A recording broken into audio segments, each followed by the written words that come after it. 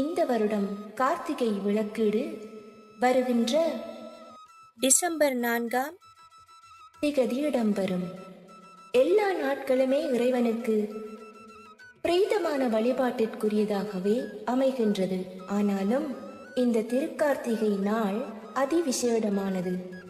நாரத முனிவர் 12 ஆண்டு காலமாக இந்த விரதம் இருந்து இறைவனை வழிபட்டு சப்த ரிஷிகளிலும் உயர்ந்த பாக்கியமான வரத்தை பெற்றார் என்பது புராணங்கள் கூறும் உண்மையாகும்.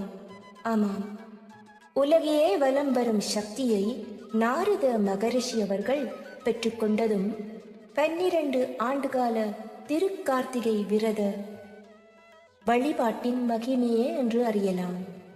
மேலும் இந்நாளிலே விரதம் இருந்து வழிபடும் வேளை ஒரு யாகத்தினை செய்யும் போது அக்னியில் அபிர்பாகம் இடுவதால் கிடைக்கும் அத்தனை புண்ணியமும் நற்பலன்களும் நம்மை வந்து சேரும் என்று முன்னோர்கள் கூறுகின்றார்கள்.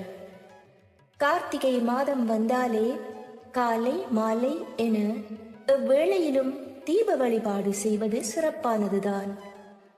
ஒருவேளை இம்மாதத்தில் 2 கார்த்திகை நட்சத்திரம் வரக்கூடும். அப்போது குழப்பம் ஏற்படலாம்.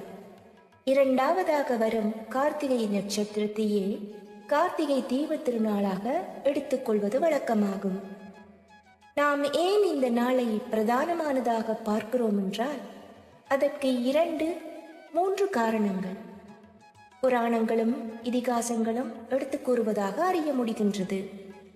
ஒன்று, பிரம்மா விஷ்ணு இருவரும் தங்களிலே யார் பெரியவர் என்னும் ஆணவச் செருக்கிலே ஒருவரோடொருவர் சண்டையிட்டு அதனை எம்பெருமான் ஜோதி புலம்பாக தோன்றி அடிமுடி தேட வைத்த கதையாகவும் இறுதியிலே இருவருக்குமே இறைவன் முக்தியை வழங்கிய திருநாள் என்பதனாலேயே நாமும் சொக்கட்டான் பந்தர் அல்லது சொக்கப்பானை வானலாவ கொழுந்துவிட்டு எரியும் அளவிற்கு தீச்சுவாலையை ஏற்றி இறைவனை ஜோதி பிளம்பாக கண்டு வழிபடுகின்றோம்.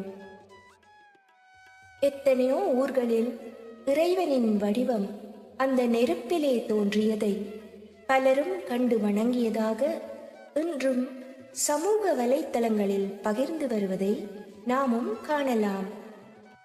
கார்காலம் என்றால் குளிர்காலம், கார் என்றால் இருள் என்பதும் பொருளாகும். கார்த்திகை என்றாலே குளிர், நோய், இருள்